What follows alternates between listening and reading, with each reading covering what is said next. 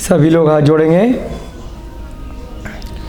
जय बोलिए महावीर भगवान की, अनंत सिद्ध परमेष्टि भगवानों की जय बोलिए। आचार्य भगवान श्री शुभचंद्र जी महाराज की जय बोलिए। श्री पांडव पुराण ग्रंथ की जय बोलिए। युधिष्ठिर, भीम, अर्जुन इत्यादि सभी मोक्षगामी महापुरुषों की, इस ग्रंथ के अनुवादकर्ता पंडित नंदलाल जी जैन विशारद जी की, इस युग के प्रथमाचार्य श्री चारित्र चक्रवर्ती आचार्य भगवान श्री शांति सागर जी महान मुनिराज की, आचार्य भगवान श्री विमल सागर जी महाराज की, आचार्य भगवान श्री विद्यानंद जी महाराज की, आचार्य भगवान श्री श्रुत सागर जी महाराज की,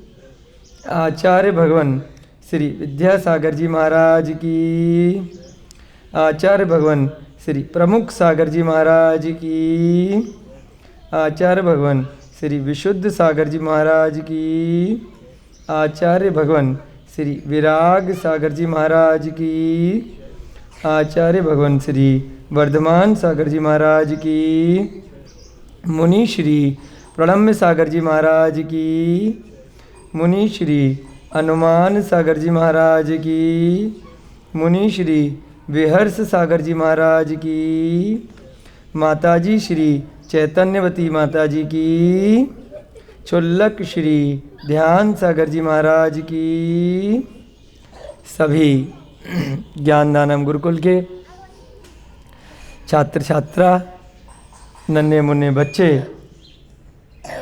अध्यापक अध्यापिकाएं,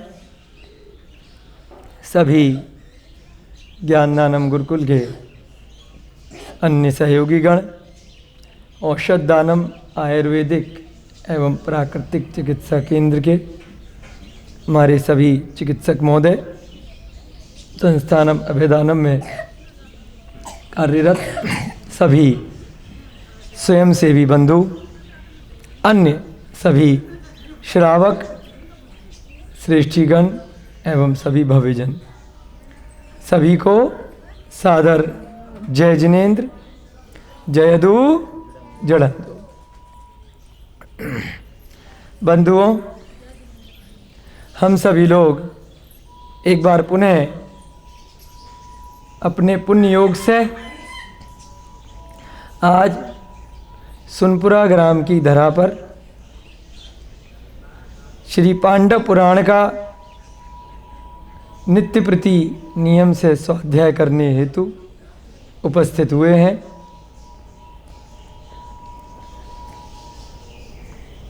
हमारा बड़ा पुण्य योग है। धर्म की प्राप्ति बड़े पुण्य से ही होती है। ऐसे प्रथमान योग के वैराग्यवर्धिनी ग्रंथों का कर्ण इंद्रियों के माध्यम से आत्मा तक प्रवेश करना भी बहुत पूर्वजनों के पुण्य फल से ही प्राप्त होता है। कई पूर्व जन्म लग जाते, तब जाकर के ऐसे निमित्त प्राप्त हुआ करते हैं।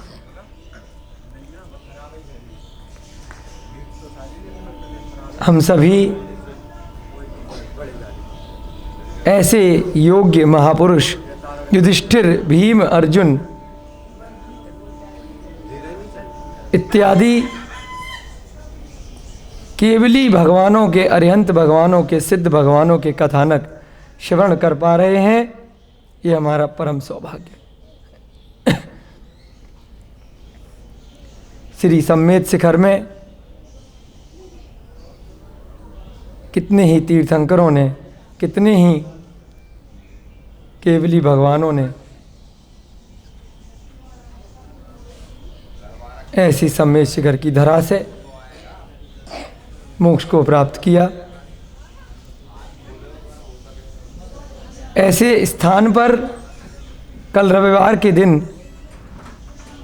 भारत देश की राजधानी में रामलीला ग्राउंड में एक बड़ा सम्मेलन आयोजित किया गया था। अपनी संस्था से भी बहुत सारे लोग गए थे। हम यहाँ पर सभी को प्रेरणा देना चाहते हैं कि सभी लोग कभी भी ऐसा अवसर प्राप्त हो जब अहिंसामयी धर्म के ऊपर कोई भी आँच आए तो हमें सुनियोजित माध्यम के साथ अपनी बात को अवश्य रखना चाहिए। झारखंड सरकार भारत सरकार के साथ ऐसे पवित्र तीर्थ को एक टूरिस्ट प्लेस बनाना चाहती है जहां पर सभी लोग आएं, धार्मिक भावनाओं से छेड़खानी करें, वहाँ धर्म तो हुई, धर्म के अतिरिक्त अन्य क्रियाकलाप भी प्रारंभ हो जाएं, ऐसी कुछ लोगों की मंशा है। उनके कुछ न कुछ अपने व्यक्तिगत उद्देश्य हो सकते हैं इसको लेकर के। तो कल काफ़ी लोगों ने इसका विरोध किया और संभवतः सफलता प्राप्त होनी चाहिए। सरकार अपने आदेश को वापस ले, ऐसी हम सभी की कामना है। धार्मिक क्षेत्र पर ऐसा नहीं है कि अन्य लोगों की आने की अनुमति नहीं है, कोई भी जा सकता है, परंतु जिस प्रकार से जिनेंद्र भगवान की पूजा आराधना करनी चाहिए उसी विधि से जा सकता है। वहाँ यदि गलत उद्देश्य से जाएगा, वहाँ यदि मांस, मदिरा, शराब, अंडे इत्यादि का सेवन करेगा तो वो गलत है। वहाँ यदि म्यूजिकल पार्टी गलत कार्य करेगा वह गलत है। मंदिर में आते हैं शांत परिणामों से, जहाँ भगवानों को केवल ज्ञान प्राप्त हुआ, जहाँ भगवान को मोक्ष प्राप्त हुआ, वहाँ अपने कल्याण के लिए जाना चाहिए। वहाँ पर सांसारिक क्रियाकलाप के लिए नहीं जाना चाहिए। तो ऐसे स्थान की रक्षा के लिए हम सभी ने वहाँ पर अपना अपना योगदान दिया। इसके लिए आप सभी को बहुत बहुत साधुवाद।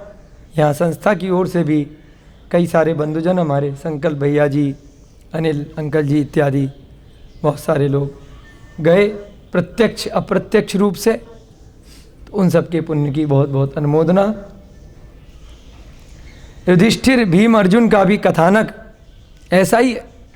उन्होंने भी जिस स्थान से मोक्ष को प्राप्त किया वह स्थान भी आज के समय में शत्रुंजय तीर्थ के नाम से गुजरात प्रांत में प्रसिद्धि को प्राप्त है। और वह स्थान आज भी भारत सरकार के द्वारा भी एक धार्मिक स्थल के रूप में घोषित किया गया है, जिस स्थान पर पूरे के पूरे नगर में, पूरे के पूरे उस स्थान के जितना भी कई किलोमीटर का वह एरिया है, उस पूरे एरिया में मांस, मदिरा, शराब इन सब पर पूरी तरह से प्रतिबंध है। पालिताना के नाम से भी वह स्थान काफ़ी प्रसिद्ध है, आप लोगों ने सुना भी होगा। शत्रुंजय तीर्थ उसको कहा जाता है। तो जहाँ से भी कोई विशेष महापुरुष मोक्ष को प्राप्त करते हैं वह सिद्ध स्थली, वह परम स्थली बन जाती है। तो हम सबकी भावना इसी प्रकार बलवंत हो, हम सबका भी कल्याण हो, हम सब भी इस पुण्य के कार्य में सहभागी बने। अब तक के पिछले कथानक में हमने जो कल तक कथा सुनी उसमें पांडु जी का और माद्री जी का वर्णन आया है कि किस प्रकार से माद्री के द्वारा पांडु जी को नकुल और सहदेव दो पुत्र पहले से हो रखे हैं, और उधर कुंती से युधिष्ठिर, भीम, अर्जुन। गांधारी और धृतराष्ट्र के 100 पुत्र हैं, दुर्योधन इत्यादि। एक अवसर पर पांडु जी और माद्री जी वन में भ्रमण करने के लिए जाते हैं। वहाँ पर आनंद तिरेक होकर के बहुत मनोरंजन करते हैं, परंतु अचानक से पांडु जी को कुछ मनोरंजन सूझता है। वहां पर वो एक हिरन और हिरणी के जोड़े को संबंध बनाते हुए देखते हैं, काम कीड़ा करते हुए। उसी समय उनके मन में आता है क्यों ना मैं इनको परेशान करूं, और उनके पास परेशान करने के लिए कुछ नहीं होता है। इतने विद्वान राजा होते हुए भी, इतने धर्मपरायण होते हुए भी उन्होंने सिर्फ मजाक कहते हैं ना, मजाक के लिए मैंने ये कार्य किया, मजे लेने के लिए किया। मैं तो मजाक कर रहा था, मैं तो ऐसे ही झूठ मूठ में तुम्हें छेड़ रहा था। तो उसमें क्या किया, तीर निकाला और हिरन को मार दिया, मजाक में छेड़ने के लिए। तो तीर जब हिरन को लगेगा तो क्या होगा, वह बेचारा मूक पशु वहीं दर्द से तड़प तड़प करके मर गया। मोहनीय कर्म में नौकशाई होती है, हास्य, रति, अरति, स्त्री वेद, नपुंसक वेद, पुल्लिंग वेद, जुगुप्सा। तो उसमें हास्य, रति, अरति जो आता है ना, खाली पीली बैठ करके टाइम पास, हंसी मजाक करना, उसमें भी अनंत कर्मों का बंद हो जाता है। हम लोग वैराग्यवर्धिनी कथा यहां सुन रहे हैं, इसके विपरीत जब मिथ्या दर्शन की कथाएं हम सुनते हैं, पूरे दिन हम अखबार पढ़ते हैं, पूरे दिन टीवी पर यहाँ वहाँ के हिंसाप्रद समाचारों को सुनते हैं, पूरे दिन बहुत सारी हम मूवीज़, पिक्चरें, फिल्मी कथाएं, कुत्सित साहित्य इत्यादि को श्रवण करते हैं, पठन पाठन करते हैं, मनन चिंतन करते हैं। उस समय भी हम लोगों को न जाने कितने अनर्थ दंड के कारण से कर्मों का आश्रव और बंध निरंतर होता रहता है अनजाने में। हंसी मजाक में भी हमने किसी को झूठ बोला, अप्रैल फूल चलता है ना, मजाक में हमने किसी को मूर्ख बनाया। आजकल सोशल मीडिया पे चल पड़ा है, वीडियो बनाने के लिए किसी के साथ भी कुछ भी मूर्ख बनाया और ले जा करके सोशल मीडिया पे टाइम पास के लिए डाल दिया, बाद में बोल दिया मैं तो मजाक कर रहा था, मुर्गा बना रहा था। प्रैंक, हाँ भैया जी ने शब्द बोला, हम भूल गए थे, प्रैंक। इसके कारण से भी आपको बहुत कर्मों का बंद होता है, क्योंकि आपने हंसी मजाक में दूसरे को दुख दे दिया। बहुत सारी ऐसी घटनाएं भी सुनने में आई हैं कि कोई व्यक्ति किसी के साथ प्रैंक कर रहा था, दूसरे व्यक्ति ने उसको सच मान लिया और वो अटैक से काम तमाम हो गया उसका। फिर भग लिए वहां से, अरे ये क्या हो गया, किसी को पता नहीं चल जाए। किसी को भी आप कुछ भी झूठ बोल देते, अरे वो मर गया, अरे उसके साथ ये हो गया। अब उसका मुंह अगर रहा होगा तो उसको भी दर्द हो जाएगा, दुख हो जाएगा। तो ये सब झूठ केवल किस लिए, हास्य के लिए, हंसी मजाक करने के लिए। बच्चे भी करते हैं, बड़े भी करते हैं। अगर आप जिन ग्रंथों का स्वाध्याय करेंगे, अगर आप तत्वार्थ सूत्र जैसे ग्रंथों को पढ़ेंगे, प्रथमानुयोग, चरणानुयोग, करणानुयोग, द्रव्यानुयोग, कुछ भी पढ़ेंगे तो आपको इतनी बुद्धि, सद्बुद्धि आ जाएगी कि फालतू में किसी से जरूरत से ज़्यादा हंसी मजाक भी नहीं करना। अपना काम से काम लिमिट में, जिससे कि किसी को कृत कारित अनुमोदना से दुख नहीं पहुंचे। बाद में भले ही आपने माफ़ी मांग ली कि मैं तो मजाक कर रहा था, मजे लेने के लिए कर रहा था, लेकिन उस मजे लेने में अगर सामने वाले का काम तमाम हो गया, उसके भावों में कुछ कमी आ गई, उसने आपसे बैर बांध लिया, उसको कष्ट हुआ थोड़ी देर का भी, उसको किसी भी प्रकार की चोट पहुंची, चाहे दिल में चोट पहुंची, चाहे उसके शरीर में चोट पहुंची, बाहर से या अंतरंग से, तब भी आपको उसी समय अनंत गुणे कर्मों का आश्रय हो जाएगा, पाप कर्मों का, बुरे कर्मों का। उसका फल, उसका परिणाम आपको इस भव में भी चुकाना पड़ सकता है और अनेकों भविष्य के पर्यायों में, न जाने कितने भव। तो हंसी मजाक भी फालतू में नहीं करना चाहिए। असत्य की ही श्रेणी में आता है असत्य भाषण। जो वस्तु नहीं है यथार्थ में, उसका उद्घोषण करना, हंसी मजाक में किसी किसी भी पशु पक्षियों को पीड़ा दे देना। कल भी बताया था, कुत्ता जा रहा है, पत्थर मार दिया, डंडा मार दिया। मनुष्य जा रहा है, पीछे से मार दिया, उसको परेशान करके इधर उधर घूम गए कि मैंने तो नहीं किया, मुझे तो नहीं पता। मजाक मजाक में भी किसी का सामान उठा करके रख देना दूसरे स्थान पर, उसको परेशान करने के लिए चोरी की श्रेणी में ही आता है। हंसी मजाक में ही किसी को कुछ भी बोल देना और उसका दुष्परिणाम उसके साथ हो जाए तो वह भी आपके साथ हिंसा के परिणामों में ही आएगा। ऐसा ही कुछ यहां पर पांडु जी के साथ में हो गया। उन्होंने सिर्फ छेड़ने के मात्र से उस हिरन को तीर कमान चला दिया और उधर हिरन मर गया। अब ये क्या हो गया? अब क्या किया जाए? कमान से निकला हुआ तीर, वाणी से निकले हुए शब्द कभी वापस नहीं आते हैं। ऐसा ही अब फिर पछता है कि क्या करेंगे, अब तो मर गया। इधर आकाशवाणी होने लग गई, पांडु जी को धिक्कारने लग गई कि इतने बड़े राजा होकर के, इतने न्यायप्रिय होकर के आपने क्या कर डाला? ये कोई मूक पशु पक्षियों को मारना, इनका शिकार करना क्या राजा का कार्य है?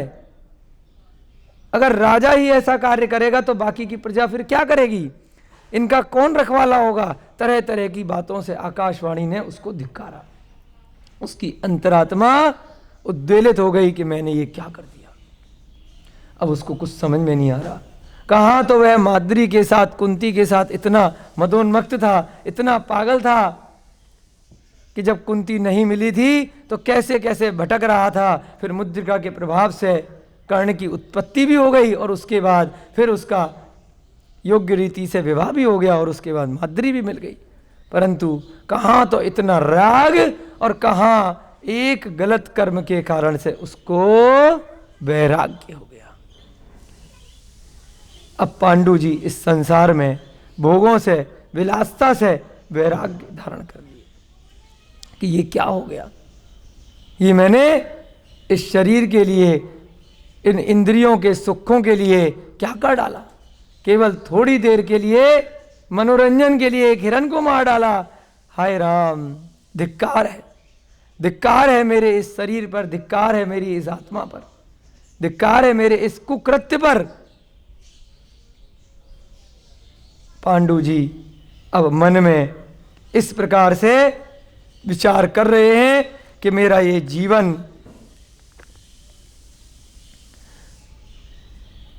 कितना बुरा है कि इसके कारण से मैंने मूक पक्षियों की जान ले ली। कल फिर और एक उदाहरण और आया था, जब वे अपने आप को धिक्कार रहे हैं तो उन्होंने कहा कि क्या कभी कोई भी जीव अपने उच्छिष्ट को स्वीकार करता है, पुनः ग्रहण करता है? उच्छिष्ट माने अपना ही वमन, अपना ही थूक, अपना ही मल। कोई भी पशु पक्षी कभी भी अपना मल नहीं खाता है। जबकि मल क्या होता है? आप ही ने जो खाया वही तो मल में परिवर्तित हो गया, स्वयं का नहीं खाएगा। ये बात अलग है कि किसी का मल कोई दूसरे जीव खा लें, चींटी वीटी, छोटे मोटे कीड़े मकोड़े एक का, जैसे कि मनुष्य दूसरे का मल खा लेता है, दूसरे का वमन खा लेता है। कल आपको बताया था, अपना खाने के लिए तैयार नहीं है। जो मनुष्य शहद खाते हैं वह दूसरे का वमन, दूसरे का थूक बड़े शौक से खा लेते हैं। बहुत सारे लोग, अभी कुछ दिनों पहले एक नई विशेष चीज पता चली। एक विश्व में कॉफी आती है। कॉफी जानते हैं आप लोग? कॉफी खाते हैं? क्यों अभिषेक जी? कॉफी बनती है। कॉफी जो होती है चाय की तरह, तो गोली गोली होती है उसकी कॉफी की। तो एक विश्व में सबसे महंगी कॉफी आती है। वो एक पशु को पहले खिलाई जाती है, फिर उसका जो मल होता है उसको बेचा जाता है। उसको बोलते हैं वाइट कॉफ़ी। सबसे महंगी है, कई हज़ार और लाख रुपए की। छोटे छोटे से खरगोश जैसे पशु होते हैं, उनको पहले वो खिला देते हैं, उसके बाद उनकी गोली गोली निकलती है मल। कहते हैं टेस्ट बढ़ गया इसका। उसके बाद उसको विदेशों में और अपने देश में ही बेचते हैं वाइट कॉफ़ी के नाम से। बहुत महंगी होती है, सैकड़ों गुना महंगी कर देते हैं उसी कॉफ़ी को। तो मनुष्य ऐसी प्रजाति है, वो कुछ भी कर सकता है मार्केटिंग के जरिए। जैसे मांस खिला रहा है तो मार्केटिंग से ही खिला रहा है ना, कि मांस टेस्टी हो गया, KFC में जाकर के, मैकडोनाल्ड में जाकर के, बड़े बड़े रेस्टोरेंट में। जो साधारण शाकाहारी लोग थे वो भी रेस्टोरेंट में जाकर के सब मांसाहारी बन गए कि ये तो बड़ा टेस्टी चीज़ है। मार्केटिंग हो रही है, सुबह से लेकर शाम तक टीवी पे दिखा रहे हैं। चिप्स के अंदर भी मांस डाल दिया, बताओ, बिस्किट के अंदर भी मांस डाल दिया, ब्रेड में भी अंडे डाल दिए, हर चीज में मांस डाल दिया किसी ना किसी रूप में। तो यहां पर कल यही उदाहरण पांडु जी ने दिया कि क्या कोई बुद्धिमान मनुष्य अपने ही थूक को, अपने ही मल को यानी उच्छिष्ट को पुनः ग्रहण करता है? तो इसलिए क्यों बोला उन्होंने इसलिए ये बात कही कि जब मैं पिछले जन्मों में, उनको अब सारा की सारा वैराग्य आ रहा है, जो गलती कर दी वो तो कर दी, अब उसको ठीक तो कर नहीं सकते हैं, तो कैसे ठीक कर सकते हैं? उसके प्रतिक्रमण के द्वारा, उसकी आलोचना के द्वारा, उनकी अंदर ही अंदर अपनी अंतरात्मा को धिक्कारने के द्वारा, और आगे फिर मोह को त्याग करके कि अब इनमें कुछ नहीं रखा। तो यहां पर वो विचार कर रहे हैं कि मैंने पिछले जन्मों में न जाने कितनी बार इस राजा के पद को त्याग किया है। मैंने ही त्याग किया है, इस शरीर मुझे दिख रहा है दूसरा है, लेकिन मैंने पिछले जन्मों में, मेरी आत्मा दूसरी पर्याय में थी, मैंने उस शरीर को भी छोड़ा, उन भोगों को भी छोड़ा, न जाने कितनी बार मेरे विवाह हुए, मैंने उनको भी छोड़ा, और मैंने बहुत अच्छे अच्छे कर्म किए होंगे, तब जाकर के आज मैं दोबारा यहां राजा बना हूं, और मैं फिर से उन विषय वासनाओं में पागल हुआ जा रहा हूं। किसकी तुलना करिए अभिषेक जी?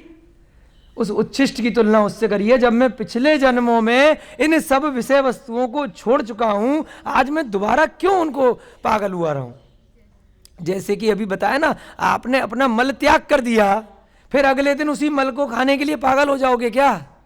बताओ, नहीं होगे ना। हाँ, इसीलिए यहां पर पांडु जी इस बात को कह रहे हैं, इन विषय वासनाओं का उपभोग चाहे जितना भी किया जाए उससे संतोष प्राप्त नहीं होता है। न जाने कितनी बार पिछले जन्मों में इस राज्याधिकार को मैंने चाहा है, लालायित रहा हूं, और उसको प्राप्त भी किया है, और उसके बाद उसे छोड़ भी दिया है, और फिर से मैं उनके पीछे इतना परेशान हूं। क्या भला देह से देह का घर्षण आनंददायक हो सकता है? जैसे कल आपको उदाहरण बताया था ना, हमें लग रहा है हम हाथ घिस रहे हैं, आनंद मिल रहा है, लेकिन वास्तव में वो आनंद नहीं है। ऐसे ही एक मनुष्य चाहे एक त्रियंच जब भी संबंध बनाते हैं तो वह उन्हें लग रहा है वो पुद्गल से पुद्गल का घर्षण ही तो है, इससे ज्यादा क्या है? अगर अंतरात्मा से सोचेंगे, अगर इसके ऊपर चिंतन करेंगे तो वह कभी भी आनंददायक नहीं हो सकता है। इस प्रकार से पांडु जी अपने को धिक्कार रहे हैं, और उनके मन में उस गलती के बाद में, उस अंतरात्मा की आवाज के बाद में, आकाशवाणी को सुनने के बाद में बहुत तीव्र गति से वैराग्य आ रहा है। अब आगे देखेंगे कि इसका वो आगे क्या स्टेप लेते हैं, क्या करते हैं उस वैराग्य के भावों का, और आगे फिर उनके साथ क्या होता है। आगे का अध्याय शुरू करने से पहले सभी लोग हाथ जोड़ेंगे। मंगलम भगवान वीरो, मंगलम गौतमो गढ़ी, मंगलम कुंद कुंदाध्यो, जैन धर्मोस्तु मंगलम, सर्व मंगल मांगल्यम सर्व कल्याणकारिकम, प्रधानम सर्व धर्माणाम जैनम जयतु शासनम, जैनम जयतु शासनम, जैनम जयतु शासनम।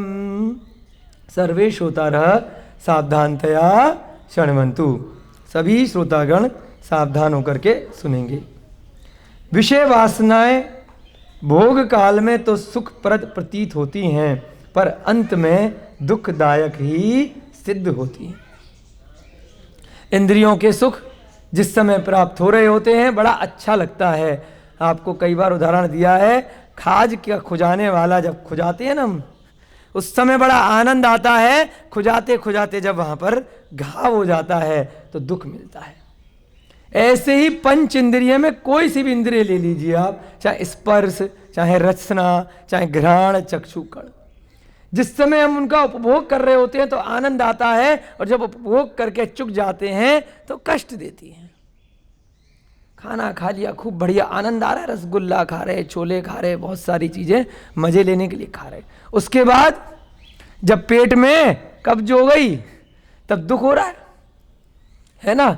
जब मल त्याग करने की इच्छा हो रही है तो दुख हो रहा है, होता है कि नहीं होता है। खूब सारा पानी पिया दबा करके, बड़ा अच्छा लगा, फिर जब मूत्र त्याग के लिए इच्छा हुई तो दुख हुआ, तभी तो गए। कुछ भी कार्य इंद्रियों के लिए किया गया, जिस समय कर रहे हैं, विषय वासनाओं को भोग रहे हैं, उस समय अच्छी लगती हैं, उसके तुरंत बाद वही विषय वासना दुख देने लग जाती है, वही चीज। यही संसार की रीति है। एक समय सुख मिलेगा उसी चीज से, और दूसरे क्षण उसी वस्तु से दुख मिलेगा। ऐसे ही इष्ट मित्र, परिवारीजन, सारे की सारे आसपास के लोग वही होते हैं कि पहले जब उसकी प्राप्ति होती है तो सुख होता है, जैसे ही कुछ क्षण बीत जाते हैं तो वही दुख देने लगता है। बच्चा जब पैदा होता है सुख होता है, उसके बाद जब उसकी जरूरतें पूरी करने लग जाते हैं माता पिता, बाकी परिवारीजन, तो दुख होने लगता है। कैसे करेंगे, कैसे करेंगे, स्कूल में एडमिशन कैसे करेंगे, कितना खर्चा बढ़ गया है, कौन पढ़ाएगा, कौन इसकी रखवाली करेगा, उसको सिखाना, ये करना, वो करना, पूरी फिर जिंदगी भर दुख बढ़ते चले जाते हैं, थोड़ी देर का सुख। ऐसे ही सारी की सारी विषय वासनाओं के विषय में पांडु जी सोच रहे हैं। भोग काल में तो सुख देती हैं, यानी कि जब उनको भोग रहे हैं, परंतु जैसे ही वो भोग काल, उससे जो फायदा मिलना था, जैसे ही वो पूरा हुआ तो दुख देंगे। बच्चे की दृष्टि से अगर माता पिता को देखा जाए, जब तक माता पिता उसको खिला रहे हैं तो बच्चा क्या कर रहा है, भोग रहा है, कुछ करने को नहीं है, आनंद ले रहा है। माता पिता का सुख है, बड़ा अच्छे हैं मेरे माता पिता, बड़े अच्छे। जैसे ही बच्चा बड़ा हो जाता है, अब माता पिता बूढ़े हो जाते हैं तो सर पकड़ कर बैठता है, दुख दे रहे हैं, काम नहीं कर रहे हैं, इनको कौन खिलाए, इनकी कौन सेवा करे। होता है नहीं होता है। अगर हम असत्य बोल रहे हो तो बताइए, सब लोग परेशान हो जाते हैं। जब तक माता पिता के हाथ पैर चल रहे हैं तब तक तो बच्चों को भोग मिल रहा है, जिस दिन वो बीमार पड़ गए तो सर पकड़ करके बैठ जाते हैं कि ये बच्चा रखेगा उनको, कि वो बच्चा रखेगा। 4 भाई हैं, कोई रखने को तैयार नहीं है। होता है कि नहीं होता है। सब देख रहे हैं वर्तमान में, अनादिकाल से यही सिस्टम है, कोई नई बात नहीं बता रहे हैं। जो यहाँ चारों तरफ अपने सब आसपास देख रहे हैं, वही बात को उदाहरण के साथ बता रहे हैं कि जब तक जिस जीव ने दूसरे जीव से फायदा उठाया उसे कहा भोग, और जैसे ही वापस देने का नंबर आया तो दुख। तो यही संसार की रीति है, यही विषय वासनाएं हैं। जिस प्रकार आचार्य महाराज भी बड़े विद्वान हैं, हर चीज को समझाने के लिए वर्तमान युग के अनुरूप से उदाहरण दे देते हैं। जिस प्रकार धतूरा भक्षण के समय में कुछ मिष्ट स्वाद का अवश्य लगता है। हमने तो कभी खाया नहीं है, लेकिन देखा है कई धार्मिक आयोजन पर। धतूरा वही होता है ना, हरे रंग का सा फल होता है, कांटे कांटे होते हैं, उसको चढ़ाते भी हैं कई शिव जी वगैरह के मंदिर, वही वाला होता है ना। हमने कभी खाया नहीं है, लेकिन यहाँ पे लिखा है कि जब धतूरे को खाते हैं तो मिष्ट स्वाद का लगता है, मीठा होता है। खाया किसी ने यहाँ पे? नहीं खाया। लिखा है भाई मिष्ट स्वाद का लगता है, पर अंत में तो हलाहल के सदृश हो जाता है, प्राणों का ग्राहक बन जाता है। मतलब वो जहर के समान होता है। खाते में तो मीठा लगेगा, परंतु अंत में हलाहल, हलाल क्या होता है? विष के समान, और प्राणों का ग्राहक बन जाता है, ग्राह्य कर लेता है ना। तो जरूरी नहीं है कि हर मीठी वस्तु आपके लिए गुणकारी हो, औषधि हो। कितना बढ़िया उदाहरण दिया है भोगों के लिए। केवल इसका जो वाक्य लिखते हैं ना आचार्य महाराज, एक एक वाक्य का बहुत गहन चिंतन किया जा सकता है। उसके अंदर के छुपे हुए भाव हम लोगों को समझाने के लिए लिखे हैं कि जैसे धतूरा है, धतूरे को आप खा रहे हैं, ऊपर से बहुत मजा आ रहा है, जब बाद में वो अपना असर दिखाएगा तो आपकी प्राण लीला ले लेगा। ऐसे ही ये पांचों इंद्रियां हैं, इससे धतूरे से कोई भिन्न नहीं है। जब हम उनको भोगेंगे आनंद ही आएगा, परंतु जैसे ही भोग के पूरे कर लेंगे तब वो इतना दुख देंगी, इतना दुख देंगी कि प्राण निकल जाएंगे धीरे धीरे करके। बहुत लोग उदाहरण देख सकते हैं, गुटखा खाते हैं, चलो धतूरा छोड़ दो, बीड़ी पीते हैं, सिगरेट पीते हैं, शराब पीते हैं। कभी शराब पीने वाले को समझा करके देखो, आप मानेगा क्या? कभी बीड़ी सिगरेट पीने वाले को, गुटखा जो पूरे दिन खाते हैं, समझा करके देखो, मानेगा क्या? मानेगा ही नहीं किसी भी कीमत पे। वो आपको समझाएगा, अरे पी के तो देख, बंदर क्या जाने अदरक का स्वाद है? खाया ही नहीं तूने, कभी शराब पी नहीं, प्रवचन दे रहा फालतू के। कभी सिगरेट पियो तो जाने, गुटखा खा के तो देख हमारी तरह, कि छोड़ने में दम निकल जाएगी, इतना टेस्टी होता है। सारी दुनिया जन्नत यहीं नजर आ जाएगी शराब पीने में। वो नहीं छोड़ेगा, क्योंकि उसको आनंद आ रहा है, उसको धतूरे की तरह उस इंद्रियों के विषय वासनाओं में आनंद आ रहा है। वो कभी भी नहीं मानेगा, आप नहीं समझा सकते। वो कब मानेगा? जब बिल्कुल इंद्रियां शिथिल हो जाएंगी। उसके कारण से उसको शराब, गुटखा, बीड़ी, पान, तंबाकू, गलत चीज़ों के सेवन से, मादक पदार्थों से बहुत रोग हो जाएंगे। वो दूसरे के अनुभवों से कभी भी नहीं मानेगा, ये नियम है। क्योंकि उसको उस समय आनंद आ रहा है। उस आनंद के कारण से, उस विषय वासनाओं को भोगने के कारण से, वह अपना ही अनुभव जब होगा स्वयं का 2, 4, 5, 10 सालों बाद, तभी वो छोड़ेगा। और उसके बाद तो कहेगा अब तो जी खत्म, अब तो जी कुछ। फिर समझाते हैं, हमारे साथ बहुत बार होता है। यहाँ आयुर्वेद के हमारे रोहिता जी बैठे हैं, बहुत बार आते हैं नशेड़ी धुत, बिल्कुल अंत स्टेज पे, रोज हॉस्पिटल में। फिर हम उन्हें बताते हैं कि भैया ये छोड़ दो चीज़ें, मांसाहार छोड़ दो, और अगर हो सके, अगर शाकाहारी भी हो तो दुग्ध पदार्थ बड़े खराब आ रहे हैं आजकल केमिकल वाले, वो छोड़ दो। हो सके तो ऑर्गेनिक चीज़ें खाओ, शुद्ध चीज़ें खाओ, सात्विक भोजन करो। ज़्यादा बर्गर, पिज़्ज़ा, बाहर के तेल वाले बहुत उल्टे सीधे पदार्थ, पिज़्ज़ा वीज़ा है ना, चाउमीन मत खाओ, तो छूट। समोसे कम खाओ, सड़क के रोड का सामान कम खाओ। तो छूटते ही बोलते हैं, भैया जी अब तो सब छोड़ दिया। हमारे बंटी भैया जी थे ना ऊपर, कितने बीमार रहे, जब देखो सड़क पे ही बर्गर, रोज समोसे, रोज पिज़्ज़ा, रोज कोल्ड ड्रिंक के बिना खाना नहीं, दिन में 3-4 कोल्ड ड्रिंक पीनी है। फिर जब इतने बीमार पड़े तो हमने कहा उनसे, कह रहे भैया जी अब तो 6 महीने हो गए, हाथ भी नहीं लगाया। अब कैसे लगाएगा हाथ, अब उठा ही नहीं पा रहा है, बेड पे पड़े हो। जब छूट जाए उससे पहले छोड़ दो।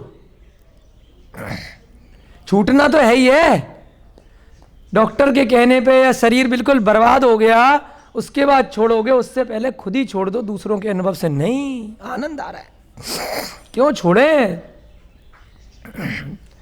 जीना है, लूटो खाओ मौज लो। आप तो बेचारे दुख में रहते हो, आप शाकाहारी लोग, सात्विक लोग, कुछ खाने पीने को मिलता नहीं तुम्हें। हम तो जिंदगी की मौज ले रहे हैं, हमारे लिए तो सारी वस्तुएं बनी है, अगर हम नहीं खाएंगे तो कौन खाएगा? इतने आविष्कार हुए हैं, इतनी कंपनियां चल रही हैं, हमने तो ठेका लिया है उनके चिप्स और कोल्ड ड्रिंक पीने का, इतने दबा करके पूरे दिन सुबह से शाम तक करोड़ों रुपए के ऐड आ रहे हैं। अगर हम नहीं खरीदेंगे तो उनकी दुकान कैसे चलेगी? इतना गुटखा, गोल्ड मोहर, पता नहीं क्या क्या बेच रहे हैं, इतनी हर परचूनी की दुकान पे कैसे चलेगी? हमें ही तो जिम्मेदारी है ना। तो यहां पर भी यही बताया जा रहा है कि जितनी भी विषय वासना है जो पहले आनंद दे रही है, बाद में शरीर को, आत्मा को बहुत कष्ट देती है। तो इन उदाहरणों से हमें थोड़ा सा तनिक भी चिंतन करना है। और अगर जो भी यहाँ पे श्रवण करने वाले लोग हैं, अगर उनके कभी भी ऐसे भाव बनते हैं, या वो ऐसे कोई भी किसी प्रकार के कार्य गलती से कर रहे हैं, तो थोड़ा बहुत चिंतन कीजिए, बाद में बहुत दुख मिलेगा। उस समय उन मादक पदार्थों के सेवन में, मांसाहार की प्रवृत्ति में, या किसी भी ऐसे पदार्थ में, चाय भी पी रहे हैं दिन में 10 बार 5 बार, बहुत आनंद आ रहा होगा, लेकिन बाद में वो आपका शरीर को खत्म करती है। एक चाय भी इतनी बीमारियां लेकर के आती है, दूध के साथ में मिला करके निकोटिन उसमें पैदा हो जाता है कि वह जहर का काम करती है, नशे का काम करती है। तो उससे भी हमें बचना चाहिए। फिर ये सब अनित्य एवं अस्थायी ही तो हैं। आगे और क्या कहा? ये सारी चीजें अनित्य हैं, यानी कि हमेशा रहने वाली नहीं है और अस्थायी हैं। जितनी भी इंद्रियों के सुख हैं, इंद्रियों के भोग हैं, वह परमानेंट रहने वाले कदापि नहीं है। अनित्य माने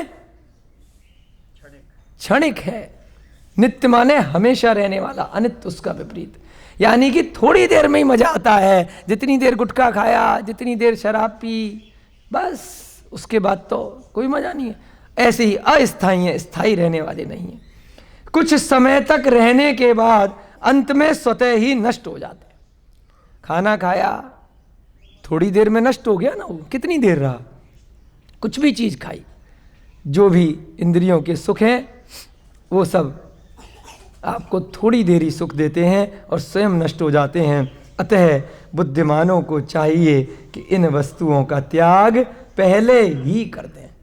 वो छूट जाए उससे पहले छोड़ दो। समय रहते हुए तो दुख नहीं होगा, अपने हाथों से उसको दान कर दो, अपने हाथों से परिग्रह का त्याग कर दो, अपने हाथों से, अपने मन से इंद्रिय विषय वासनाओं का त्याग कर दो कि नहीं चाहिए मुझे ऐसी वासनाएं, नहीं चाहिए मुझे इंद्रिय सुख। अपने भावों में निर्मलता लेकर के आओ।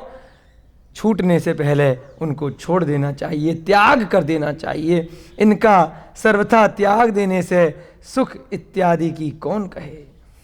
क्या कहा कि अगर इनका पहले से ही त्याग कर दिया, मरने के बाद तो सब मकान आप साथ में लेकर के जाओगे क्या? क्यों इनकी मैडम, मकान, दुकान, गाड़ी घोड़ा, कपड़े लत्ते, बीवी बच्चे, जितने भी परिवारी जन है, कोई मरने के बाद साथ में किसी के गए क्या? सबको पता है, लेकिन फिर भी उनके पीछे पागल है। तो यहां क्या कहा पांडु जी, क्या सोच रहे हैं कि इनका सर्वथा त्याग करने से जो सुख प्राप्त होता है, जो सुख विषय वासनाओं को भोगने से प्राप्त नहीं होता है, इकट्ठा करने से, उससे ज्यादा सुख उनको त्यागने से होता है, उनको दान करने से होता है। तो उस सुख का वर्णन क्या कहें, सदा सर्वदा के लिए मुक्ति भी प्राप्त हो जाती है। यानी कि परिग्रह को त्याग करते करते मोह पूरी तरह से दूर हो जाता है, तभी तो आप त्याग करोगे। आपने कोई चीज दान कर दी, किसी को कोई चीज दे दी, उसके बाद मोह कितने दिन रहेगा? अगर लगा हुआ है उसमें दिमाग तो बात अलग है। अगर मोह रूप से पूरी तरह से त्याग कर दिया, आप दूसरी चीज जो दान कर दी उसमें मेरा अब कुछ नहीं है, मंदिर में कुछ भी दे दिया, अब मेरे को कोई दिक्कत नहीं है, वहां जो मैंने तो अच्छे भाव से दे दिया, मैंने तो गरीब को खाना दे दिया, अब वो कुछ भी करे, वो चाहे खाए, वो चाहे आगे किसी को दान दे दे, अब वो उसका हो गया। तो ऐसे ही धीरे धीरे अगर मोह पूरी तरह से उस विषय वस्तु से, उस वासना से दूर हो जाता है, तो उस सुख का हम क्या वर्णन करें। इस सुख से अगर धीरे धीरे मुक्ति भी प्राप्त हो जाएगी तो अतिशयोक्ति नहीं है, आश्चर्य की बात नहीं है। आपको धीरे धीरे त्याग करते करते मोक्ष लक्ष्मी भी प्राप्त हो सकती है, मुक्ति सुख भी प्राप्त हो सकता है, जो सदा होगा, सर्वदा के लिए होगा। और पहले वाला सुख क्या था, इंद्रिय वाला?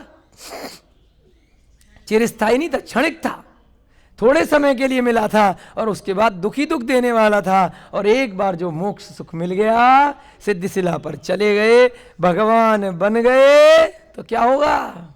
वापस लौट के नहीं आओगे, हमेशा हमेशा के लिए, अनंत काल के लिए, अनंत भवों के लिए उसी स्थान पर सिद्धिशिला में भगवान बन करके ही रहोगे।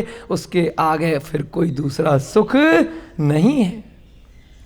उस अनंत सुख के साथ, उस केवल ज्ञान के साथ में मोक्ष लक्ष्मी को प्राप्त किया जा सकता है। किस प्रकार से? समस्त प्रकार से परिग्रह को त्याग करके। इस प्रकार से पांडु जी विचार कर रहे हैं। जब विषय वासना के उपभोग से सुर असुर इत्यादि कोई भी संतुष्ट नहीं हुए, तब इस मानव देह को इन सामान्य विषय भोगों में क्या संतोष प्राप्त होगा। हमने कहा ना, पहले तो गलती कर दी पांडु जी ने, अब उसको सारे ग्रंथ याद आ गए जितने उसने बचपन से लेके आज तक पढ़े होंगे हैं। होता है ना, कोई गलती हो जाती है तो सारा कानून याद आ जाता है कि मैंने अब इसको मार दिया, अब मेरा क्या होगा। घर में भाइयों में लड़ाई हो गई, एक ने दूसरे को पीट दिया, अभी मम्मी पापा ने देखा नहीं है, अब दूसरे को चोट लग गई है। अब सारे ग्रंथ याद आ गए कि पापा मम्मी आएंगे, उसके बाद देखेंगे कि छोटे भाई को चोट लगी है तो क्या करेंगे, समझ में आ जाएगा मैंने ही पीटा होगा। अब सारी कहानियां याद आ रही हैं, पता पहले से थी तभी तो याद आ रही हैं, लेकिन जब लड़ाई हो रही थी उस समय ध्यान नहीं था। ऐसी कुछ पांडु जी का हाल हो रहा है। अभी अचानक से ज्ञानी नहीं बने हैं वो, ज्ञानी वो पहले से थे, मनोरंजन के कारण उन्होंने हिरण को मार दिया। अब जैसे ही उसकी उनको फल की थोड़ी सी ज्ञान हो रहा है कि अब मेरा क्या परिणाम होगा, मैं नरक भी जा सकता हूं, मैं त्रियंच में भी जा सकता हूं, मैं कीड़ा मकोड़ा भी बन सकता हूं, पेड़ पौधे भी बन सकता हूं, 5 प्रकार के स्थावर जीव भी बन सकता हूं। हाय राम, सारे ग्रंथ याद आ गए उनको अब एक ही क्षण में, एक दुर्घटना के कारण से। ऐसी होता है, गाड़ी चला रहे हैं, एक्सीडेंट हो गया, सारा कानून याद आ गया, पहले तो फुल स्पीड में चला रहे हैं, उसके बाद जैसे ही पुलिस वाले ने पकड़ा तो फिर हाथ पैर जोड़ रहे हैं, सारे कानून पता चल गए ना। रोकते ही रेड लाइट पर जैसी जंप करी, पहले तो बड़े मजे से कर रहे थे, शौक में, अरे देखो मैं 100 की स्पीड पे चलाऊंगा, मैं 150 की स्पीड पे चलाऊंगा बाइक को, गाड़ी को। जैसे ही पकड़ लिया या जैसे ही ठुक गए तो कानून आपको इसका मतलब याद आ गया, इसका मतलब पता था।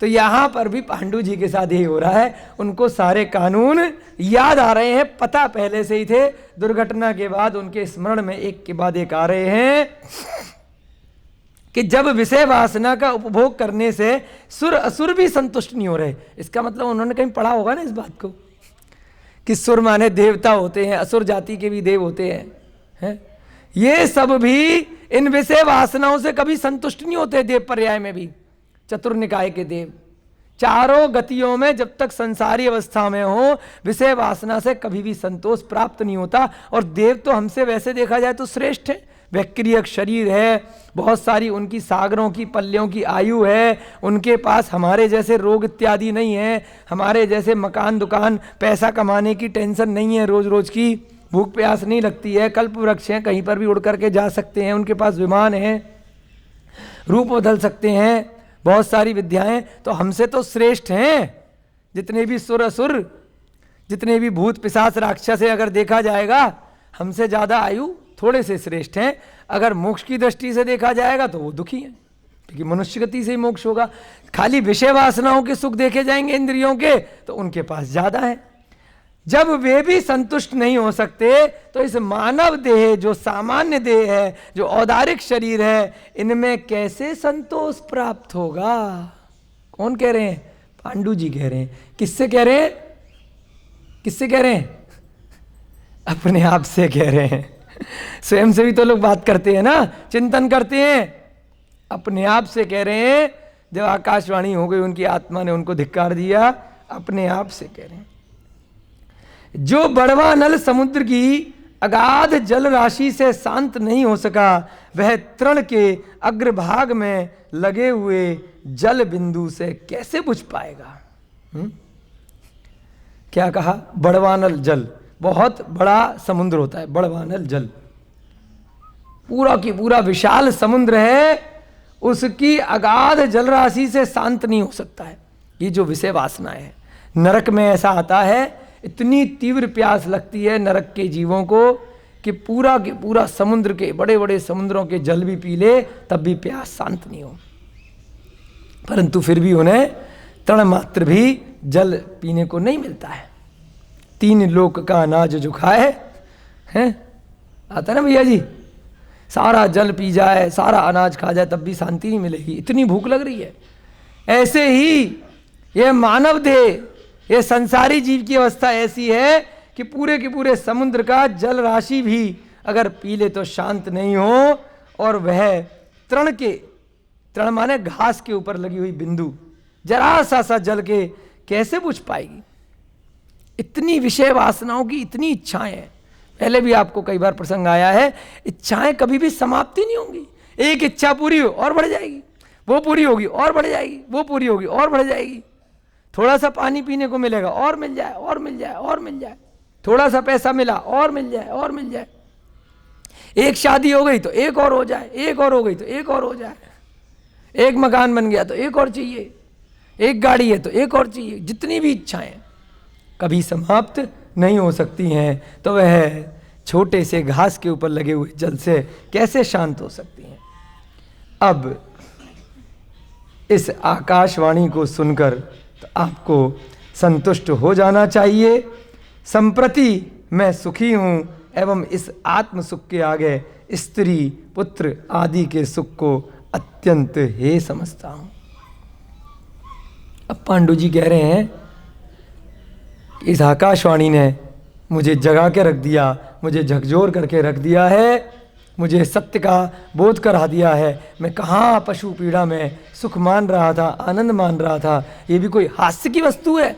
पशुओं को मारना, शिकार खेलना, कितना गलत घृणित कार्य मैंने किया है। अब मैं इस पूरे संसार को और अपने परिवार को, चाहे मेरी स्त्री है, ये माद्री है, चाहे कुंती है जिसके पीछे मैं कभी कितना पागल था, मेरे इतने सारे 5-5 पुत्र हो गए हैं, उन सबको अब मैं हे मानता हूं। हे माने छोड़ने वाली चीज, कुछ नहीं रखा, कोई लेना देना नहीं, मैं नहीं जानता। हे और उपाधि अत्यंत हे मानता हूं। स्त्री से प्रीति करने वाले कामी पुरुष अपने प्राणों को भी दांव पर लगा बैठते हैं तथा राज्य कार्य की भी चिंता तक नहीं करते। जो कामी लोग होते हैं, एक लड़की के पीछे पागल हो गए, चाहे अपनी पत्नी के पीछे, चाहे पर स्त्री के पीछे, तो क्या करते हैं? अपने राज्य को भी दांव पे लगा देते हैं। बहुत उदाहरण सुने हैं आपने कि भाई तू ये ले ले, सारा पैसा ले ले, उसे दे दे मुझे, उसके पीछे पागल। तो स्त्री ऐसी चीज है कामी पुरुषों के लिए। जो विद्वान है उनकी बात अलग है, जो कामी नहीं है, नहीं तो कामी पुरुष क्या करते हैं? स्त्री के पीछे अपने स्वयं के प्राणों को भी दांव पे लगा देते हैं कि वो मिल जाए मैं ही कूद जाऊं। होता है बहुत फिल्मी स्टोरी में, नहीं मिली वो तो तब भी नहीं मिली, तू मर गया बेचारा, कूद गए पहाड़ से। फिल्मों में भी दिखाते हैं ऐसी उल्टी सीधी चीजें। उन्हें देख देख करके कोई हाथ काट रहा है, कोई फांसी लगा रहा है, कोई छत से कूद रहा है, कोई ट्रेन के आगे जा रहा है, कोई गाड़ी के आगे कूद रहा है। नियम से आत्महत्या करने वाला व्यक्ति नरक गमन। बहुत ही कहीं कुछ ऐसा अगर कुछ पुण्य कर लिया होगा बाई चांस एक आधा, तो बच सकता है, नहीं तो अधिकतम नरक जाता है आत्महत्या करने वाला। तो कामी पुरुष स्त्री के चक्कर में आत्महत्या तक कर लेते हैं या अपने के पूरे राज्य को गंवा देते हैं। करें भी तो कैसे? विषय वासना के अधीन होकर वे अपने सभी कर्तव्यों को विस्मृत जो कर बैठते हैं, एवं जो उनका कर्तव्य नहीं होता है उसे वे कर्तव्य समझ लेते हैं। विषय वासना के कारण जो कार्य करने को है, जो धर्म का कार्य है, जो अन्य कार्य है सांसारिक पारलौकिक, उनको छोड़ करके विषय वासनाओं में लिप्त होकर के सब भूल जाते हैं। बहुत बार आपने देखा होगा अच्छे खासे लोग बर्बाद हो जाते हैं प्रेम के चक्कर में, है ना। चाहे विवाह से पूर्व, विवाह के बाद हो जाता है ना, दिमाग खराब हो जाता है। घर के क्लेश में, परिवार की लड़ाइयों में सब कुछ भूल जाते हैं कि क्या उनका कर्तव्य था, किस लिए उनका जन्म हुआ था। कितनी मुश्किल से अनादिकाल से भटक भटक करके 84 लाख योनियों में भटके, तब जाकर के एक योनि मनुष्य की मिली। कितनी मुश्किल से मिली, और उसमें कह रहे लूटो खाओ मौज लो। अरे इसलिए नहीं मिली है मौज लेने के लिए, इसलिए मिली है कि यहां से कल्याण करो। क्योंकि कितने कितने भवों तक कैसी कैसी विनतियां करी कि एक बार मनुष्य बना दे प्रभु, एक बार मनुष्य बना दे, उसके बाद दोबारा गलत काम नहीं करूंगा। जैसे तैसे मनुष्य बने और फिर वही काम शुरू कर दिए। तो यहां पर भी यही उदाहरण दिया है कि लोग इन विषय वासनाओं के कारण जो कर्तव्य नहीं है, जो करने योग्य कार्य नहीं है, उसको तो करने योग्य मान लेते हैं, और जो करने योग्य नहीं है उसको करने योग्य मान लेते हैं, और जो करने योग्य है उसको करने योग्य नहीं मानते हैं, उल्टा कर देते हैं। नारियों की देह यष्टि पर ही दृष्टिपात करें। अब थोड़ा सा और वो डिटेल में सोच रहा है कि जिसके कारण से मैं यहाँ पर इतना मदोन्मत्त हूँ। संसार में अगर संसारी जीवों की अपेक्षा से देखा जाएगा तो इंद्रिय सुख में सबसे ज़्यादा सुख लगता है स्त्री और पुरुषों को जब एक दूसरे के साथ होते। तो वहाँ पर अब पांडु जी नारी के बारे में चर्चा कर रहे हैं, अपने मन में विचार कर रहे हैं। नारियों की देह यष्टि पर दृष्टिपात करें। अब शरीर के प्रति घृणा कि जो हमें लग रहा है बहुत सुंदर है, कोई नारी है, कोई नारी की दृष्टि से पुरुष है, एक दूसरे की दृष्टि से दोनों तरीके से सोच सकते हैं कि बड़ा सुंदर है, बड़ी अच्छी बॉडी है, कितना लंबा हट्टा खट्टा है, क्या बढ़िया स्मार्ट लग रहा है, होता है। और पुरुष क्या सोचता है, कितनी सुंदर है, कितनी फटफट अंग्रेजी बोल रही है, कितनी युवा है ना, कितनी सफेद गोरी है। इस प्रकार से अलग अलग पुरुष नारी को देखता है, नारी पुरुष को देखती है। तो यहां पर थोड़ा सा दृष्टिपात करने के लिए बोला गया है कि जो ऊपर से दिख रहा है अंदर से देखो। एक्सरे होता है, उसमें क्या है, एक्सरे देखा है आप लोगों ने, काला काला, अंदर कैसा है सबका। अगर वो उस एक्सरे को वैसे काले कागज पर एक्सरे ना कर करके अगर टांग दोगे ना तो भूत नजर आएगा, कंकाल, डर के भाग जाओगे, है ना।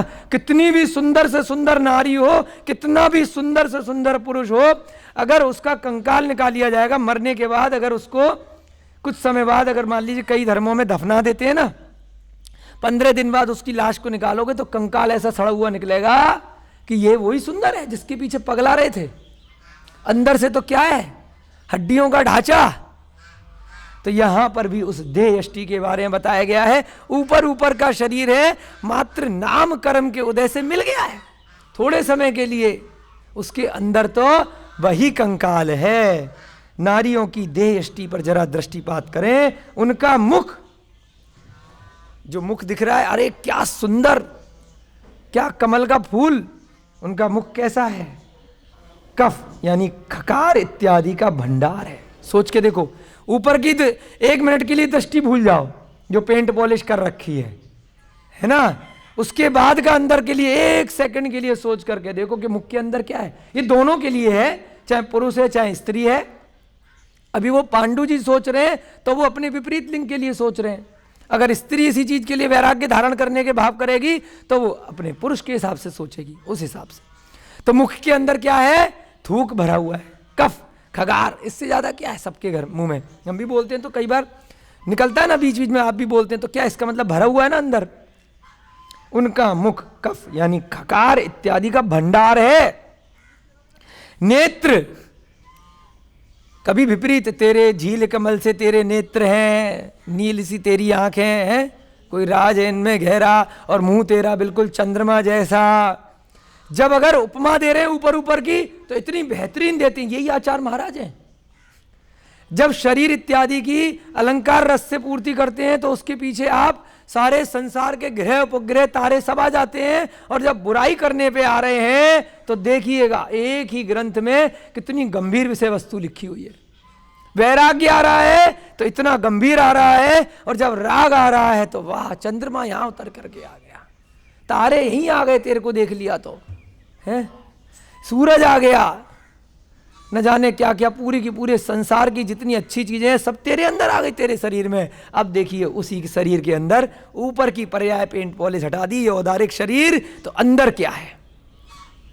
मुख कफ का भंडार है। नेत्र अभी तक क्या थे, झील के समान थे, अब क्या हो गए, कीचड़ सदृश घृणित वस्तुओं का स्थान है। मैल निकलता है ना, रोज निकालते रहते हैं, नाक में से निकालते हैं, आंख में से निकालते हैं, मुंह में से निकालते हैं। किसका भंडार है, नेत्र, कीचड़ का।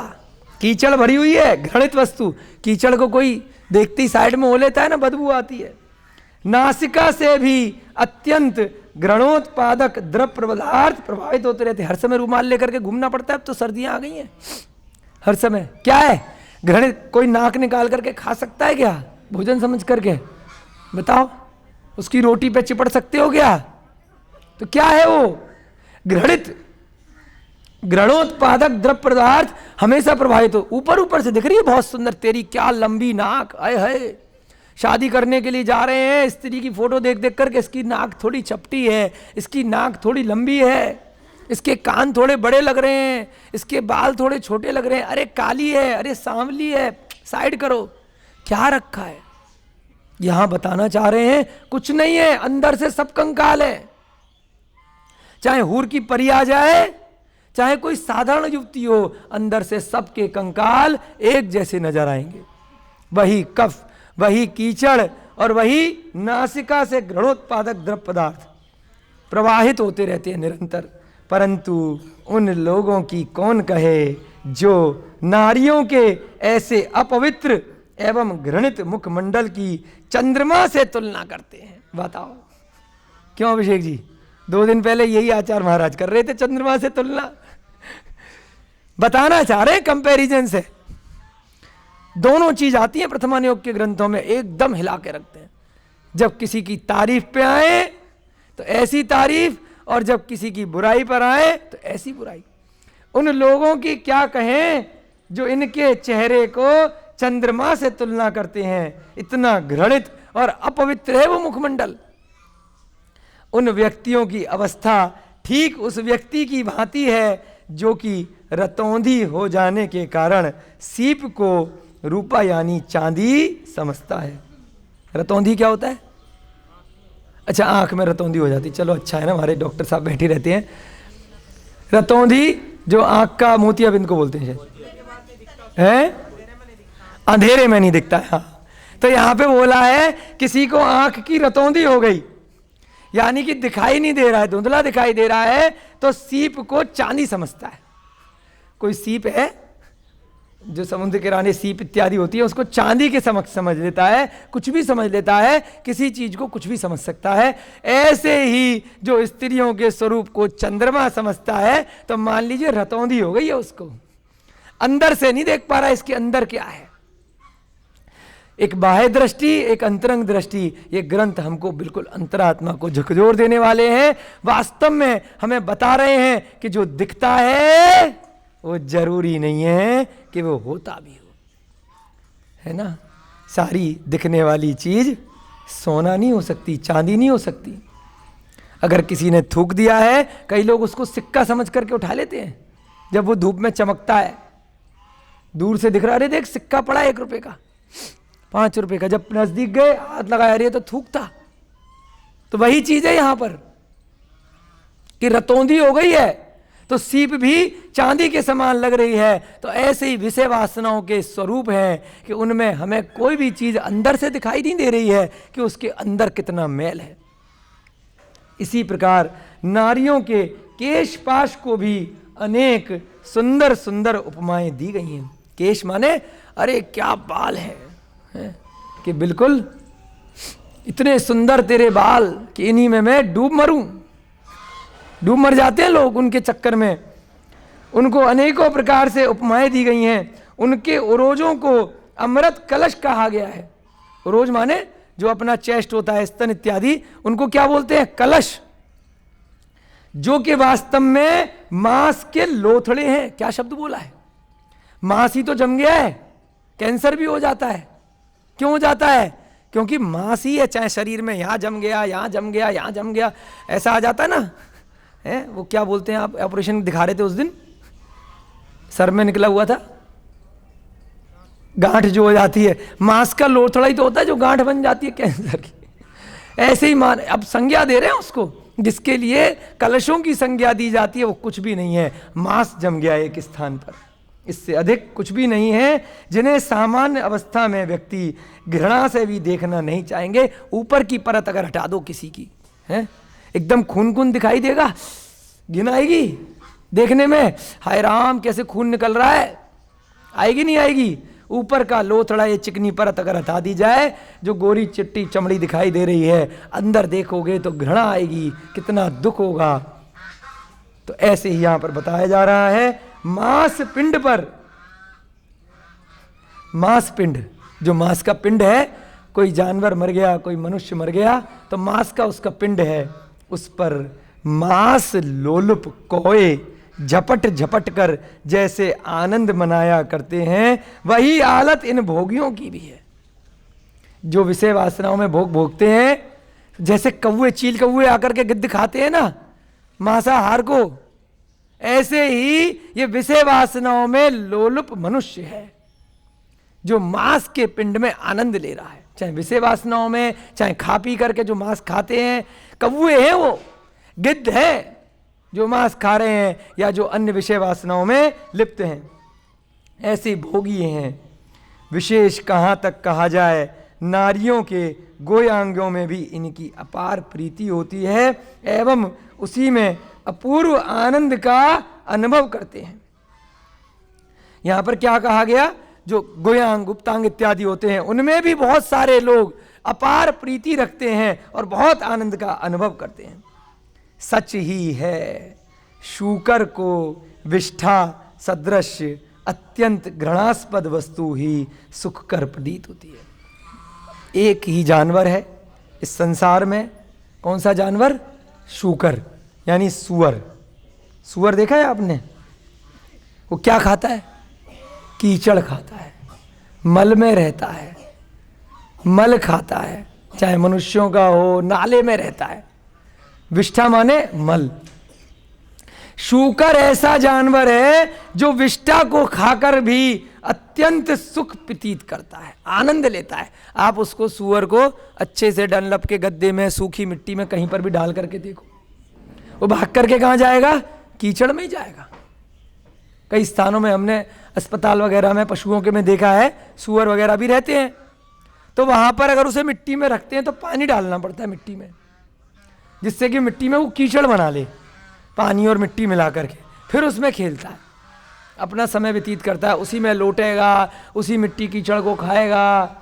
आप उसको दाल रोटी सब्जी खिलाओगे, उससे ज़्यादा उसको कीचड़ ही अच्छी लगेगी, उसको मल अच्छा लगेगा, बेकार चीज़ें जो विष्ठा है। तो ऐसे ही इस मनुष्य की प्रतीति है कि उसे ऐसे अंगों में आनंद प्राप्त हो रहा है जो क्या है? मली तो है, सुअर के समान हो गए हम, उसमें और हम में कोई फर्क नहीं है। सो हे आत्मन, आप तनिक विचार करें तो कि नारी संसर्ग से किसको, कहाँ एवं कैसा आनंद प्राप्त हुआ है।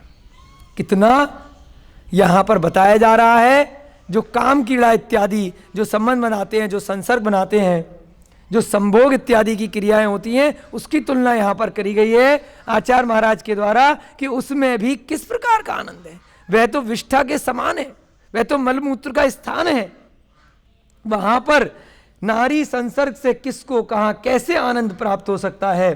धीरता एवं गंभीर के संग यदि इस विषय पर विचार किया जाए तो अवश्य ही उसी प्रकार संतोष प्राप्त होगा जैसे फिटकरी इत्यादि वस्तुओं का प्रयोग करने पर दूषित जल अपनी विषाक्तता को त्याग कर स्वच्छ एवं निर्मल हो जाता है। क्या समझे? दोबारा पढ़े इस लाइन को। यहां बोला है कि अगर गंभीरता के साथ तनिक 2 मिनट रुक करके, सोच करके अगर चिंतन किया जाए तो आपको समझ में आ जाएगा कि जैसे कोई गंदा जल है, उसमें हमने फिटकरी डाल दी तो उससे वो साफ हो गया। तो ऐसे ही हमारे जो मन के अब तक के विचार थे, जो इनमें आनंद प्राप्त कर रहे थे विषय वासनाओं के अंदर, उसमें हमने थोड़ी सी वैराग्य वाली थोड़ी सी फिटकरी डाल दी कि वो गंदे विचार हैं, वह उससे कभी भी संतुष्टि, संतोष प्राप्त नहीं होने वाला है। वह सभी विषय वासनाएं दुख ही दे रही हैं। तो यहाँ पर अगर हमने फिटकरी की तरह से उस जल को जैसे साफ किया है, तो ऐसे ही हमारा मन इतना साफ हो जाएगा कि जैसे जैसे हम उन विषय वासनाओं से विरक्त होंगे, दूर होंगे, तो अत्यंत संतोष की प्राप्ति होगी। जैसे कि जल की विषाक्तता दूर हो जाती है फिटकरी डाल करके, और वह स्वच्छ एवं निर्मल हो जाता है। नारियों की देह यष्टि में भला कौन सी ऐसी विशेषता है? वह भी तो रस, रक्त, मांस इत्यादि सप्त धातुओं के आधार पर ही निर्मित हुई है। सप्त धातु बोलते हैं ना,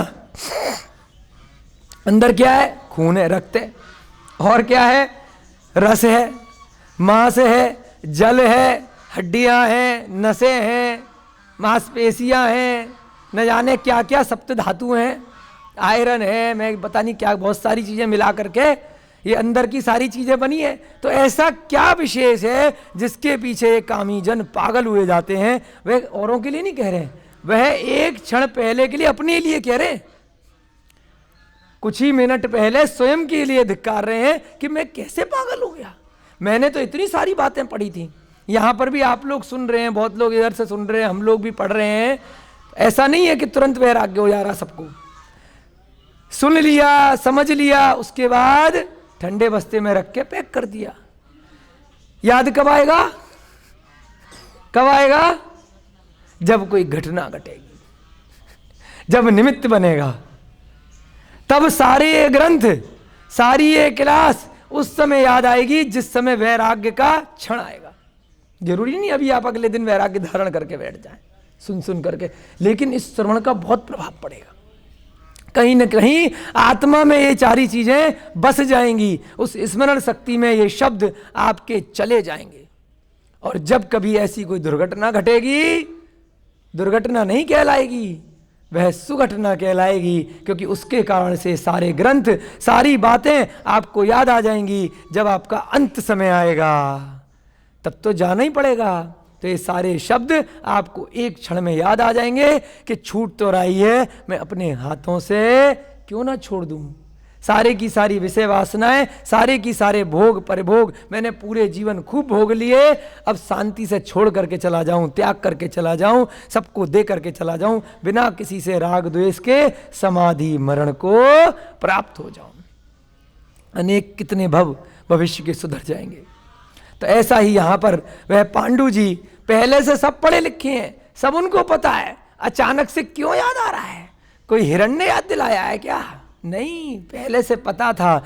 एक यहां पर निमित्त बना है वह हिरण, जिसका उनसे गलती से वध हो गया है। इस कारण से वह अब नारी के बारे में भी सोच रहे हैं। धीरता से अगर सोचेंगे तो नारियों की देष्टि में ऐसी कौन सी विशेषता है? वह भी तो इन 7 धातुओं से ही मिलके बना है। उसका नाश भी अवश्यम भावी है, वह भी एक न एक दिन नाश हो जाएगी।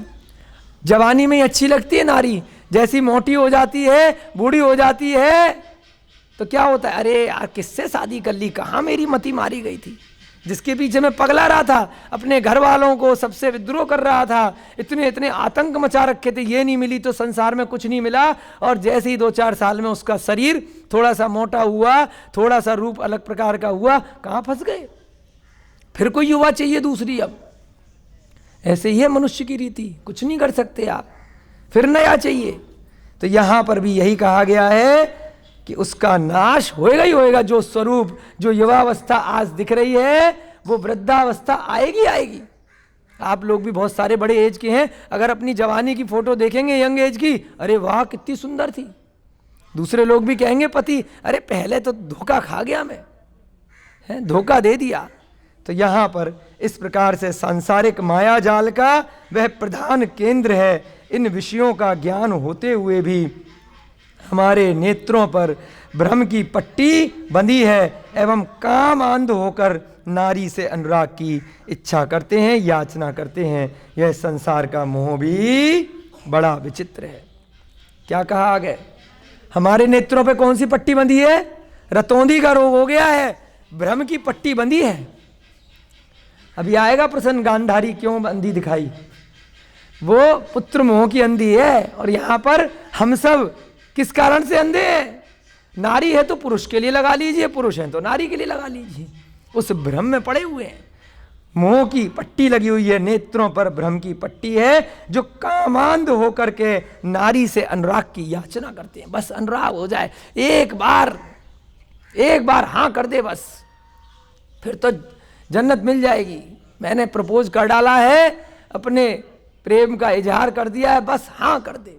उस कामांध के कारण, काम के अंधे, कामांध माने काम रस में अंधे हो गए, इस कारण से अनुराग की याचना करते हैं। संसार का मोह भी बड़ा विचित्र है, बहुत विचित्र है। इस प्रकार से पांडु जी बहुत वैराग्य के भावों को लेकर के आ रहे हैं। यहाँ पर भी हमने विशेष रूप से इसलिए इस पर समय ज़्यादा लगाया है, क्योंकि कहीं कहीं ऐसे प्रसंग आते हैं जो हमारी आत्मा को झकझोर देते हैं। हमें इन विषय वासनाओं में बहुत आनंद आया करता है, जबकि वास्तव में ये विषय ही हैं। वासनाएं दुख देने वाले ही हैं, ये सब कभी भी सुख नहीं दे सकते। क्षणिक सुख की हमें अनुभूति होती है। जब भी कभी भविष्य में, इस जन्म में, अगले जन्म में आपको कभी भी ऐसा निमित्त मिलेगा तो अवश्य इस पांडव पुराण के इन शब्दों को आप अपने श्रवण में जरूर अपने स्मरण में लेकर के आइएगा और उसके बाद जैसा उस समय के अनुरूप हो वैसा आप निर्णय स्वयं से कीजिएगा कि क्या करना चाहिए, क्या उचित है, क्या अनुचित है। अभी भी पांडु जी ऐसे ही सोच रहे हैं। कल के अध्याय में हम देखेंगे कि उनका ये सब सोचने के बाद निर्णय कहाँ तक पहुँचता है, वह क्या स्टेप लेते हैं, वह क्या कार्य आगे करते हैं। आपकी कक्षा का समय हो रहा है। जय बोले महावीर भगवान की, अनंता अनंत सिद्ध परमेष्टि भगवानों की, श्री पांडव पुराण नामक ग्रंथ की, महाभारत के प्रेरणादायी प्रसंग की, युधिष्ठिर भीम अर्जुन इत्यादि सभी मोक्षगामी महापुरुषों की, इस युग के प्रथमाचार्य श्री चारित्र चक्रवर्ती आचार्य भगवान श्री शांति सागर जी महान मुनिराज की, तीर्थंकर लेनी वाले नेमिनाथ नमीनाथ भगवान की, तीर्थंकर लेनी पे विराजे मुनिद्वय मुनि महाराज मुनि श्री दुर्लभ सागर जी महाराज एवं संतान सागर जी महाराज की, सभी को जय जिनेन्द्र जय दू जुड़ेंदो।